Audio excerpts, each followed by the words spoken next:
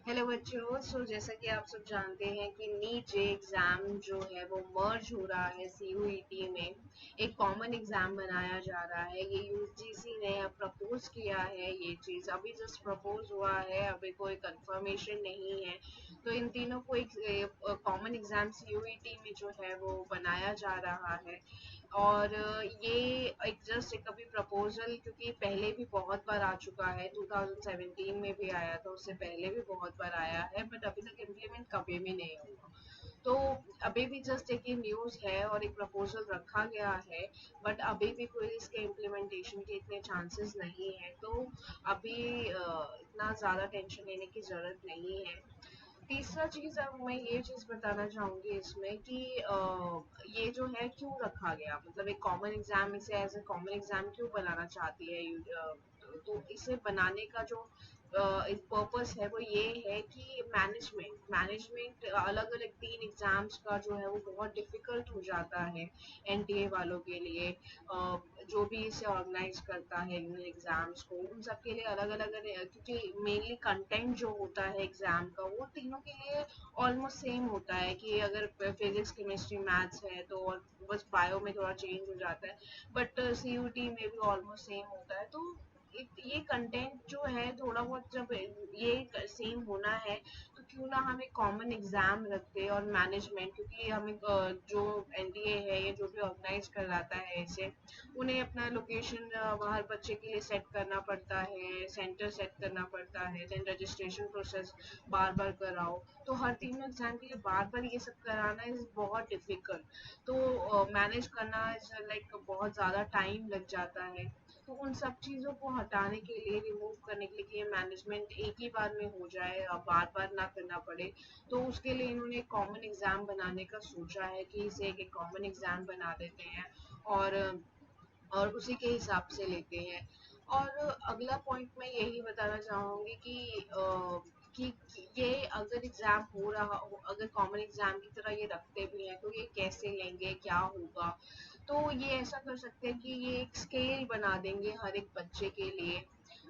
जैसे कि अगर कोई ये स्टैंडर्ड और बेसिक का एक तरीका बना देंगे कि अगर कोई एग्जाम लेना है तो नीट और जेई वालों के लिए स्टैंडर्ड रख देंगे और बेसिक जो है वो सीयूटी के लिए रख देंगे। तो बच्चा अपना चूज कर सकता है कि मुझे स्टैंडर्ड देना है या बेसिक देना है। जैसे 10th के मैथ्स के लिए भी हुआ था कि बच्चे को अगर प्रॉब्लम है तो वो बेसिक ले सकता है, उसके आगे उसे क्या करना है उसके डिपेंडेंसी के अकॉर्डिंगली वो बेसिक दे सकता है। तो वैसे यहाँ पे बच्चे को क्या करना है उसके हिसाब से स्टैंडर्ड और बेसिक जो है उसमें कैटेगराइज कर देंगे वो एग्जाम को।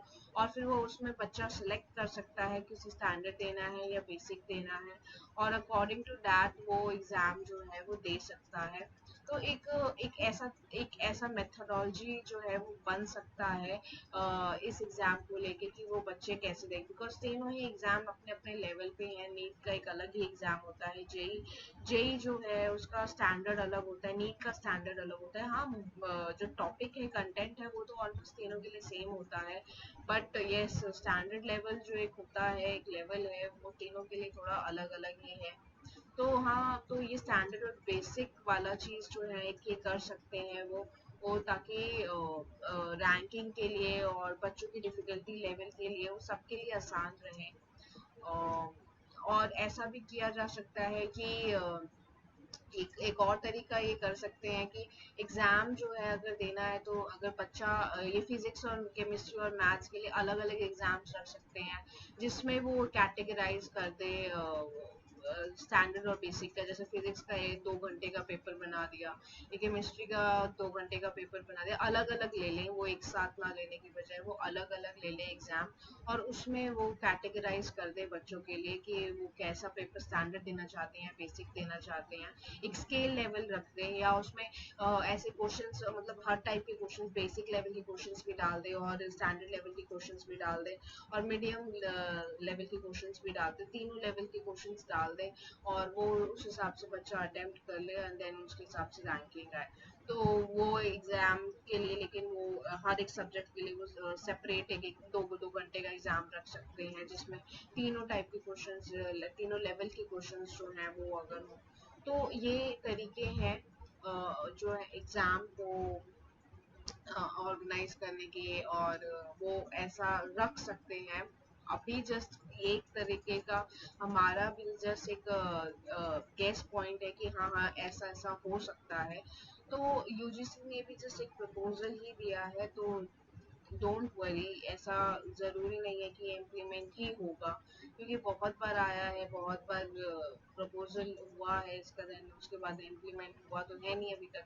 तो ठीक है, ये अभी इम्प्लीमेंटेशन का इतना कुछ नहीं है, हमें बस पढ़ना है, हमें पढ़ाई करनी है, वो कीजिए, अपने करियर पे फोकस कीजिए, क्या बनना है, किस चीज़ के लिए बनना है, अपना एम जो है वो फोकस कीजिए और पढ़िए उसके हिसाब से। अभी इन सब चीज़ों का जो बस एक नॉलेज रखे कि हाँ ऐसा हो सकता है, बट इस चीज़ की टेंशन लेके अपने स्टडीज़ पे फोकस ना करना वो गलत होगा।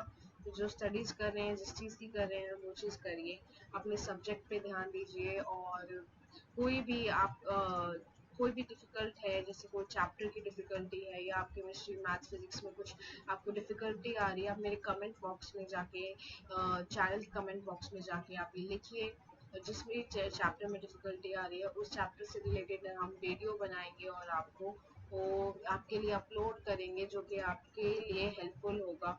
तो आप कमेंट कीजिए कमेंट बॉक्स में, और इस वीडियो को शेयर कीजिए, लाइक कीजिए, उस चैनल को सब्सक्राइब कीजिए, ताकि हमें ये पता चले कि आपको हमारी ज़रूरत है, और हम आपके लिए कुछ कर सकते हैं, और हम आपके एजुकेशन के लिए, कुछ भी रिक्वायरमेंट आपके नॉलेज के लिए, जो भी इन एग्ज़ाम्स के लिए आपको हेल्प चाहिए, वो हम अपने चैनल के थ्रू आपकी हेल्प कर सकते हैं। तो थैंक यू बच्चों, please subscribe my channel, and जितना ज़्यादा शेयर हो सकता है वो करिए, लाइक कीजिए और स्टडीज़ कीजिए, एंड फोकस कीजिए अपनी स्टडी पे।